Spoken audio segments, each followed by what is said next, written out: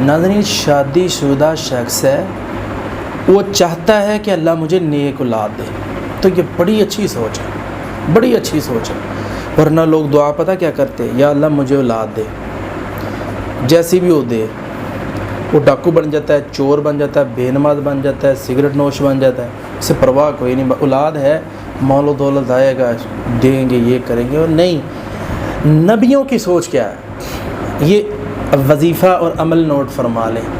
انبیاء دعا کرتے تھے ربی حبلی من لدنک ذریۃ طیبۃ انک سمیع الدعاء، اللہ ایسی اولاد دے جو پاکیزہ بھی ہو، ذریۃ طیبۃ، صاف ستھری ہو، نیک ہو، پاک ہو، اس کی چادر صاف ہو۔